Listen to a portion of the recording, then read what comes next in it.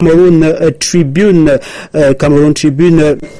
Who tells us that the government preaches by example over a score of cabinet ministers towards the line of the nationwide operation over the weekend. After getting themselves and the families counted, the senior officials called on Cameroonians yet to do so to massively add.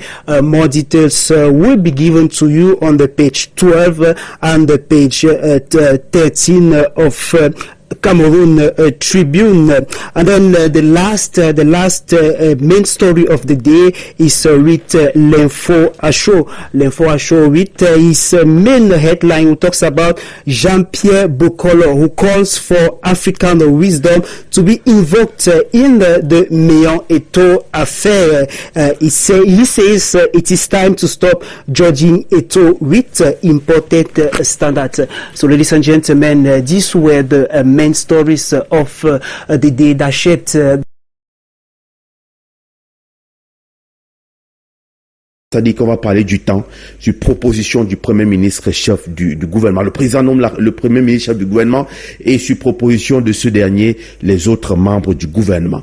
La vice-présidence également, qui a été prévue pour un poste de vice-président, c'est le président de la République donc et également. On va commencer par le poste de vice-président.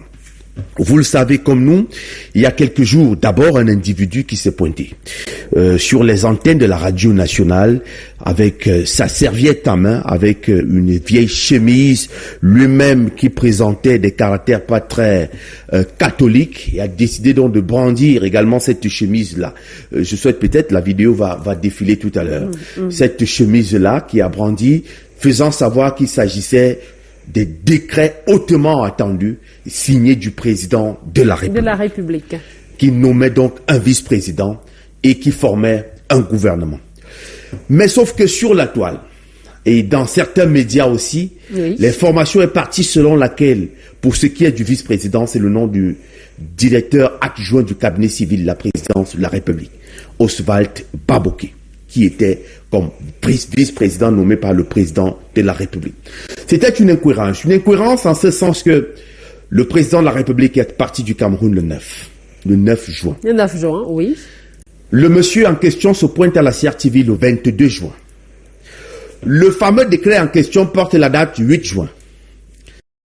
De la nomination d'un vice-président. Le président de la République a signé le décret du 8 juin. Et on a attendu 16 jours au quartier pour venir le publier. Première incohérence. Deuxième incohérence, c'est que le sceau est frappé le 16 juin et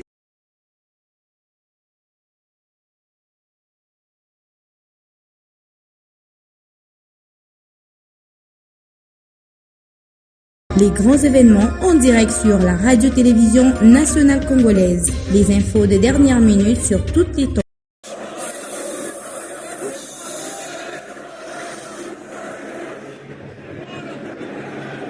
Silence pour ne pas déranger les malades.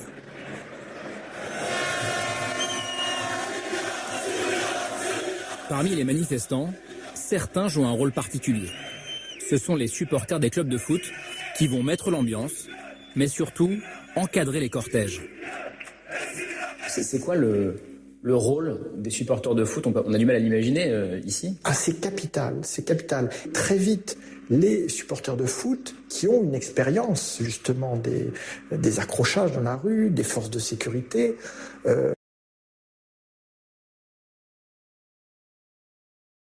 Installation, il y a différentes fédérations, na ville province à Kinshasa, na plateforme politique Horizon, où il y a coup de repère moi l'amboka dadi Chiswaka, bondi melanga ke salami bongo.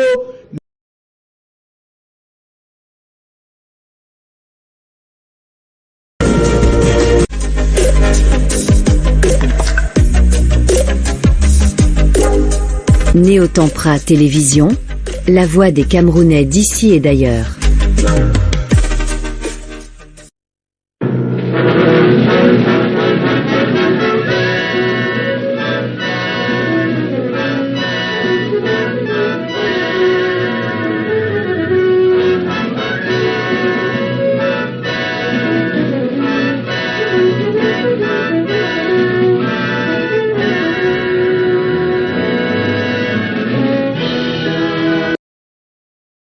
Ça veut dire que quand la CDC s'occupe pour faire la maintenance, l'entretien de ces routes, il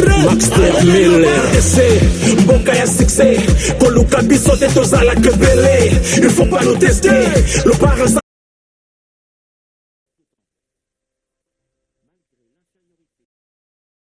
Comprendre le don de sang comme vraiment un acte de citoyenneté. D'abord, je pense que c'est un sentiment, quand on a fait un don de sang, c'est le sentiment d'appartenir à une communauté. Émerge dans les années 1920, fusionnant les traditions musicales ghanéennes et les instruments européens. Né dans des clubs privés, il est d'abord la musique de la haute société, avant de devenir l'hymne des indépendances ouest-africaines. Le highlife est un phénomène social en soi, mais c'est la musique qui le définit. C'est un rythme, une langue, un mélange de genres qui unit le folk et d'autres influences pour créer un son unique. Quand on l'entend, on sait tout de suite que c'est du highlife. Après l'indépendance de 1957, le premier président du Ghana, Kwame Nkrumah, finance